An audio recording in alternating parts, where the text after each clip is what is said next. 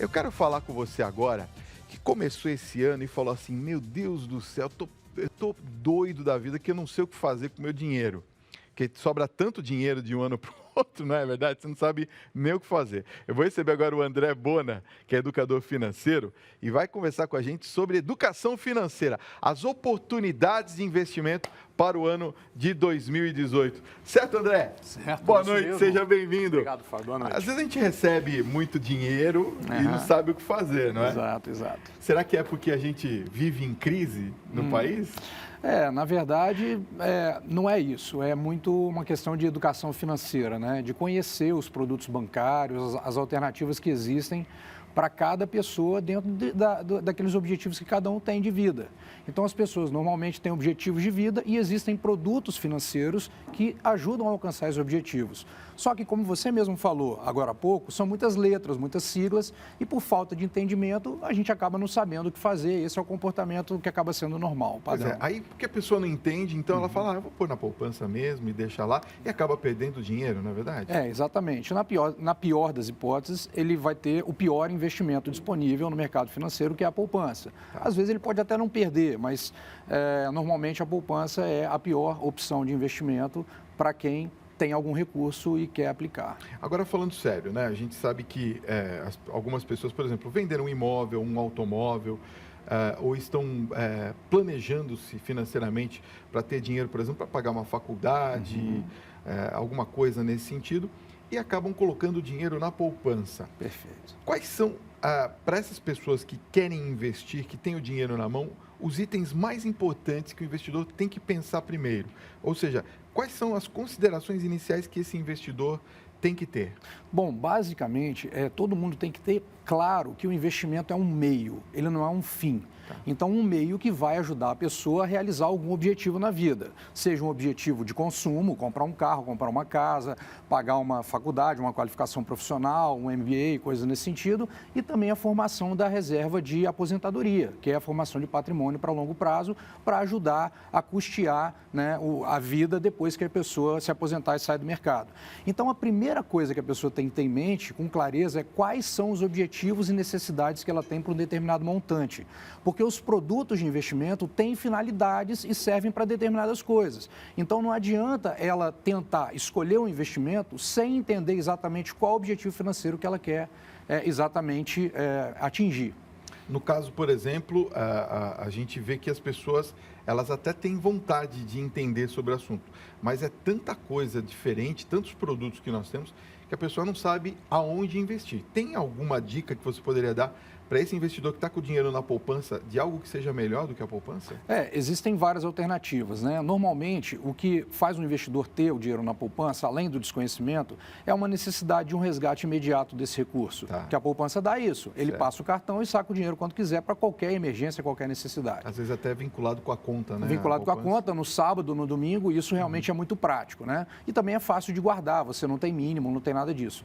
Mas existem alternativas que são quase iguais, que você pode resgatar no mesmo dia também, como fundos DI, CDBs de liquidez diária e títulos do Tesouro Direto, alguns deles, que vão ter uma rentabilidade um pouco melhor do que a poupança. Então, a primeira coisa que a pessoa tem que fazer é se informar minimamente, ter um mínimo de educação financeira, e é esse o trabalho que a gente faz na educação financeira. Entendi. No caso, por exemplo, daqueles investidores iniciantes, quais são os principais erros assim que a gente toma e fala assim, puxa, eu não deveria ter ido por esse caminho? Um erro básico é tomar essa decisão sem saber o objetivo. Então, na verdade, a pessoa tem que ter um planejamento de vida dela, financeiro, e aí ela vai escolher os investimentos. Então, como ela não tem isso e não entende que o investimento é um meio, é uma finalidade, tipo, por si só, eu juntei um dinheiro, onde é que eu coloco? Vou escolher algo que rende mais. E fica com essa tentativa de adivinhar o que vai acontecer, tentando se basear no que vai ser a melhor rentabilidade possível, ela normalmente tem uma frustração de expectativa, porque ela acaba escolhendo um produto que não é adequado àquela necessidade que ela tem. E aí ela pode ter um prejuízo, pode precisar do recurso e não ter como resgatar no prazo que ela precisa. Então, é a junção da falta de um planejamento e entendimento das necessidades e da falta de entendimento de quais produtos atendem às necessidades. E aí, um outro é tentar adivinhar aquilo que pode render mais. Isso é um erro grave e é muito comum, porque todo mundo quer saber o que vai render mais. E não necessariamente render mais é o que vai atender a necessidade da pessoa. Entendi. As pessoas que gostam de investir, por exemplo, em imóveis, em automóveis, são bons investimentos a curto e médio prazo? Depende do objetivo. O automóvel não é investimento, né? A não ser que o cara tenha uma locadora de veículos que vai fazer renda com aquilo ali. Tá. Mas o automóvel não é um investimento de forma nenhuma, inclusive ele deprecia muito e ele não deve ser encarado como investimento. Já o imóvel é uma preservação de patrimônio, onde você vai ter um meio físico ali que você vai, na verdade, proteger aquele patrimônio, mas o problema do imóvel é você empatar um dinheiro maior do que você deveria. Então, às vezes, uma pessoa pode ter um bom imóvel, um grande imóvel, que valha muito, mas aquilo ser todo o patrimônio dela. Então, ela pode ter um excelente apartamento, por exemplo, mas passar uma necessidade financeira porque ela não planejou quanto daquilo poderia ficar imobilizado sem estar disponível em caso de necessidade. Então, a questão do imóvel é entender que ele não tem uma liquidez rápida e que você não pode lançar mão daquele valor a qualquer momento. Então, o imóvel pode ser um investimento bom para longo prazo, mas desde que a pessoa também tenha outros investimentos financeiros para necessidades mais imediatas. No caso, a gente sabe que muitos produtos, com essas letras esquisitas que eu falei agora há pouco, são ligados à previdência, também, não é isso? Também. São bons investimentos esses? Mesma coisa, depende do objetivo. A previdência, por exemplo, os planos de previdência, eles têm alguns custos que outras modalidades de investimento não têm. Taxa de administração, uma coisa chamada taxa de carregamento, que é um outro custo que existe, e isso pode afetar um pouco a rentabilidade do produto. Porém, os planos de previdência têm algumas características que os outros produtos de investimento não têm. Por exemplo, ele pode, ao longo do tempo, ter uma alíquota de imposto de renda menor do que os outros. Entendi. Então, às vezes, você perde numa rentabilidade, mas ganha numa tributação. Ou a sucessão, que é tão importante, que é quando acontece com todo mundo, a pessoa vem a falecer, o dinheiro da Previdência já é destinado para o beneficiário sem passar por nenhum tipo de inventário. Então, é uma forma rápida de você fazer uma sucessão patrimonial. Entendi. Então, tem um objetivo que vai servir também. Vamos às perguntas dos telespectadores? Estamos ao vivo, são 9h49. Boa noite, Fábio. Boa noite, André. Aqui é o Rodrigo. Eu tenho R$70 mil aplicados no Brasilprev do Banco do Brasil. Eu sou totalmente leigo. Ele diz que o gerente que incentivou ele deve manter o dinheiro dele nesse tipo de aplicação? Se todo o recurso que ele tem hoje investido é esse plano de previdência, eu sugiro que ele avalie a possibilidade de diversificar esse patrimônio, porque a Previdência pode não atingir necessidades de resgate imediato sem algumas penalidades, né? Como, por exemplo, um imposto alto ou um tempo um pouco mais demorado para esse dinheiro ser resgatado. Então, pode ser que a Previdência seja útil para ele, mas não que ele tenha a totalidade dos recursos na Previdência. De uma forma geral, eu entendo que é saudável que uma pessoa tenha em torno de 10% a 15% de todo o patrimônio que ela possui em Previdência. Acho que faz sentido. Olha, tem uma pergunta muito interessante aqui que eu vou dar uma ampliada, tá? É do Fábio, meu xará, o Fábio Tássara, de Itu, São Paulo. Ele fala assim, boa noite, Fábio, uma questão para o André seria a seguinte, investir em associação à empresa e marketing de relacionamento multinível é um bom negócio? E eu ampliaria um pouquinho. Investir em empresas e negócios é um bom negócio? Bom, aí nós estamos falando de duas situações. Quando você fala em investir em empresas e negócios, a gente pode entender como uma atividade empreendedora, Sim. que é eu montar uma empresa, montar Sim. um negócio, montar uma barraca de cachorro-quente, um food truck, qualquer coisa nesse sentido. E outra coisa é o investir em ações de empresas na Bolsa para participar dos resultados que essa empresa tem, receber um pedacinho do lucro dessas empresas.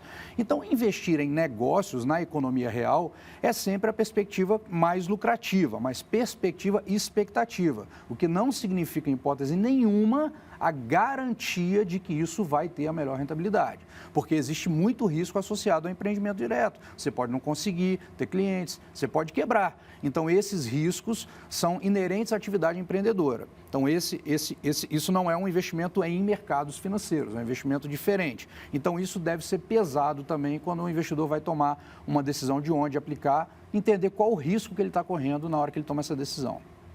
Olha só, boa noite, Fábio. Tema muito bom, assisto sempre o seu programa.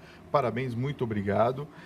A pessoa está perguntando o seguinte, os bancos sempre ofertam créditos consignados de acordo com a realidade atual da pessoa, é uma boa alternativa? Dentre as modalidades de crédito, é importante que a pessoa tenha em mente que as modalidades têm custos de juros diferentes. Então, quanto mais garantias o banco tiver, menores as taxas que ele vai poder conceder no empréstimo. Então, o crédito consignado acaba sendo uma forma barata de crédito, barata em nível de Brasil, né?